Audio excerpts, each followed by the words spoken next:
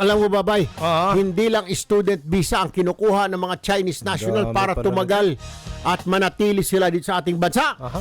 Wala na, hindi na sa kanila, hindi na sila kumukuha ng tourist visa ngayon. Wala na, diretso na. Social na. Ah. Student, Aha. ngayon retirees visa, Aha. investors visa. Aha.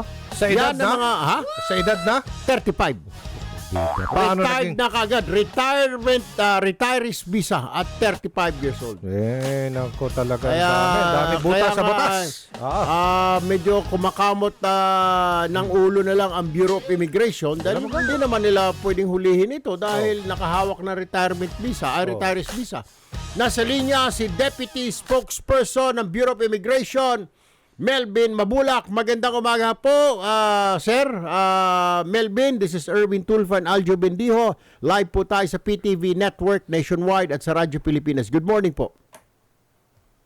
Good morning, Congressman Erwin. Sir Aljo, good morning po. Morning po. Magandang umaga po sa lahat ng ating nanonood at nakikinig. Magandang umaga po. Alam mo, sir, kahapon may nag-inform sa akin, sabi niya, Kong, pakisilip lang kasi kaya sila dumadami kasi na ang daming kumuha ng retirees visa sa Philippine Retirement Authority.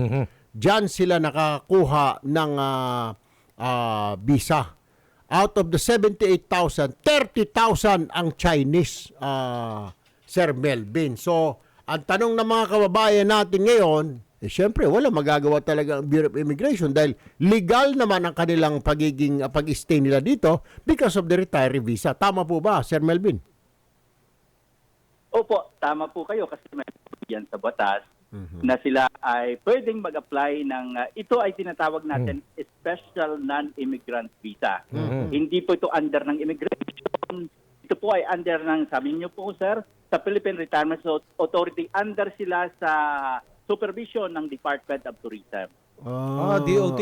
DOT, Oo. okay. Sige. Meron pa raw isa, sir, yung investors visa sa Board of Investment naman po ito ng DTI. Tama po ba, Sir Melvin? Yes po, opo, sa Board of Investment po natin, mayroon tayong mga foreign nationals na pwede silang makapag-apply ng yung isang special non-immigrant visa. Yan ay kung sila ay investor. At yan naman ay kasama din po yan sa mga tayo, ino-honor din po natin. Hindi naman po natin pwedeng paghindian at ipagbawal considering that is part of the right na provided ng ating batas na sila. Okay. Yung problema po natin ngayon sa student visa, sa inyo po yan kinukuha, tama ho ba? Sir, student visa. Yes po, pero mayroon po tayong mga requirements po yan. Hindi po basta-basta nagbibigay ng student visa yung Bureau of Immigration kung hindi po siya endorsed ng SED.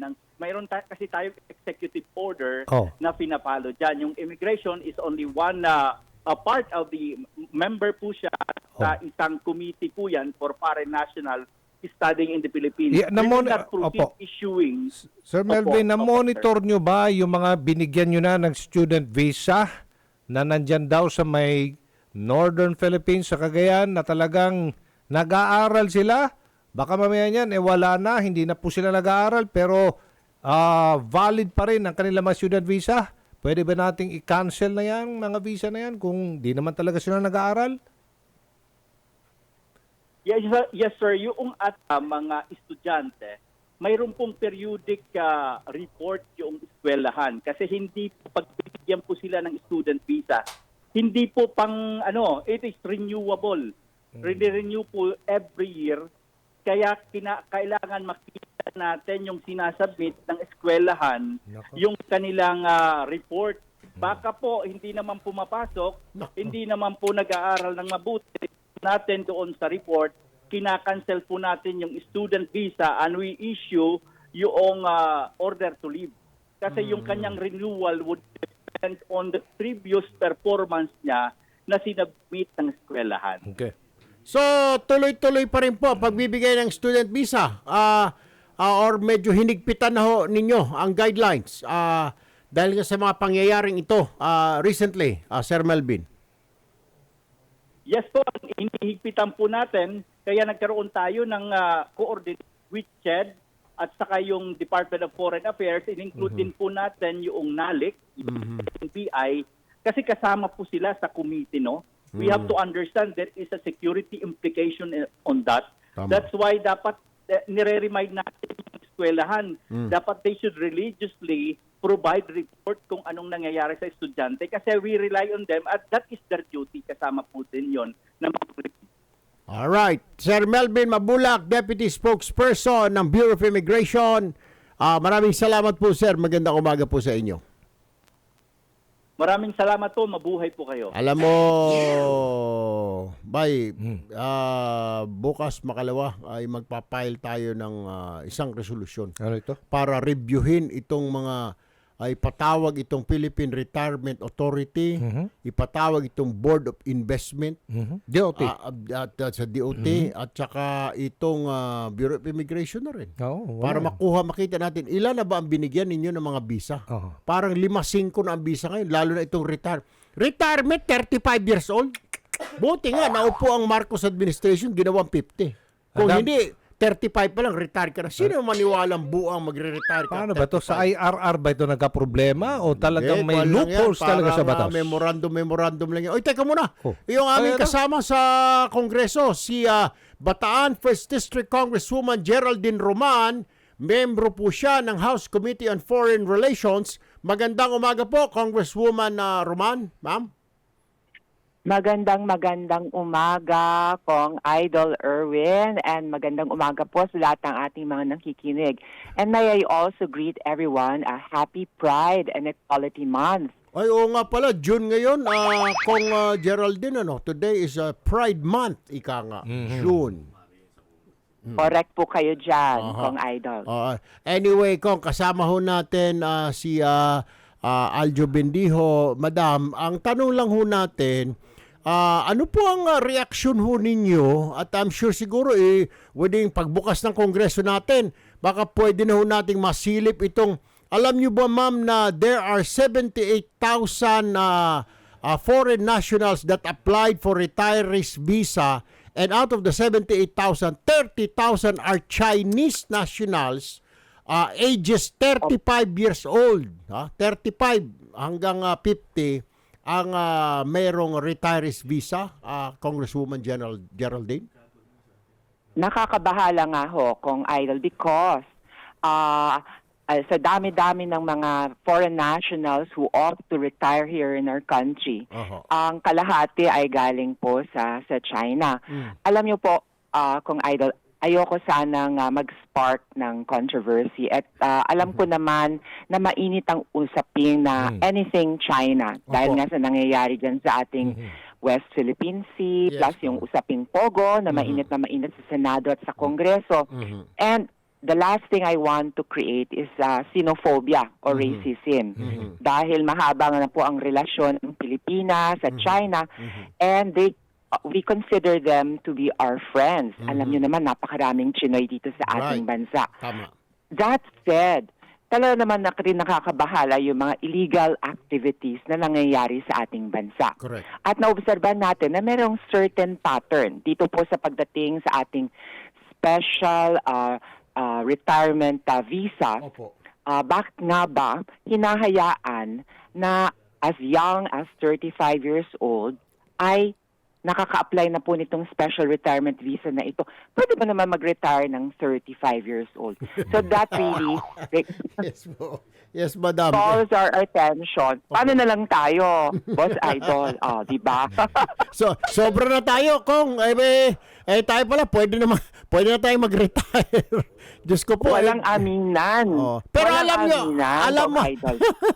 alam mo, Kong, ang lumalabas ho, mabuti nga at pagpasok ng Marcos administration, Kong Geraldine, ay ginawang 50. Pero dati raw ito, 35 years old laki. Ang dami ngayon, kaya umabot ng 30,000 na Chinese national ang merong retirees visa, madam. Dapat talaga investigahan na natin sa Kongreso yan. At ako ang unang pipirma rin sa resolusyon na ifa-file po ninyo. Dahil nakakabahala talaga.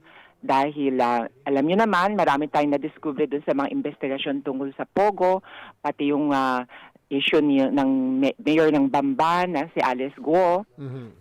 Talagang now is the time, pero sa akin, ang susi para sa matagumpay na implementation itong policy ng Philippine Retirement Authority is really yung pagiging stricto nila sa mga requirements and of course, ang tinatawag nating due diligence. Hindi lang yung basta issue ka left and right.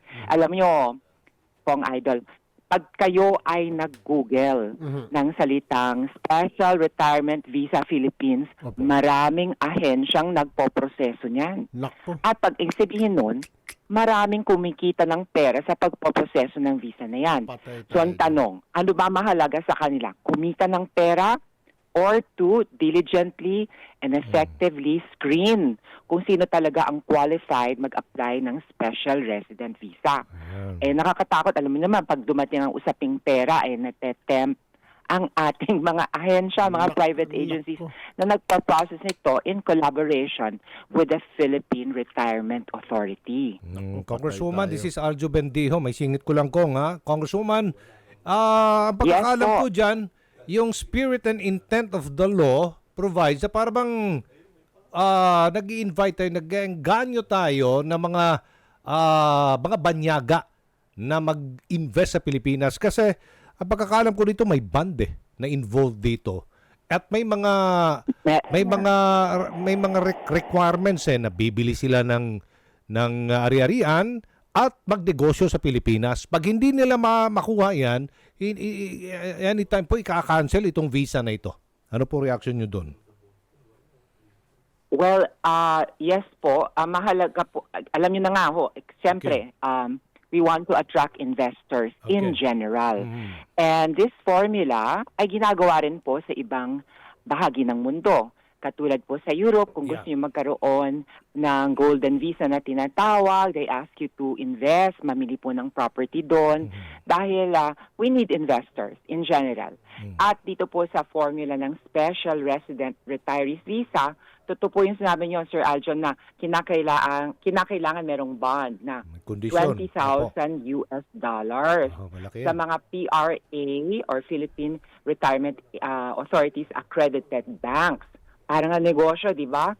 And of course, yung mga visa processing pa nila that generates a lot of income, which is precisely my point. Pag merong pera na pinag-uusapan, sometimes hindi tayo masyado nagiging strict. I'm not pointing a finger at anyone, but chances are, talagang hindi tayo masyado nagiging strict sa implementation o sa paghingi ng mga requirements. Ano po? Lalong-lalo na yung age limit na 35 years old. Bakit nga ba hinayaan for the longest time? O kahit 50 years old. Ano ho? And ang mahalaga rin dito, pinapakinggan ko kaninang interview ninyo, dapat yung mga binibigyan nitong Special Resident Retirement Visa ay minomonitor pa rin. Maybe by the Bureau of Immigration together with the NBI to see what kind of activities they engage in. Baka naman kung ano-anong mga negosyo ang tinatayo nila. Baka naman meron diyang parang meron ng prostitution. Mga scam, Then or Scam something. farm. O nagbebenta ng kung ano-anong illegal na bagay. Patay. So, monitoring is the key. Ika nga. Yan. Sir Alright. Aljon. Okay. Congresswoman Geraldine Roman, Bataan 1st District Representative. Ma'am, maraming salamat ha. See you in Congress sa July 22. Good morning po. Good morning po. Una-una po akong pipirma sa resolution if a file po ni Thank Erwin you. Tulfo. Thank you, madam. Thank you. Thank you Good po, morning. ma'am. Mabuhay po kayo.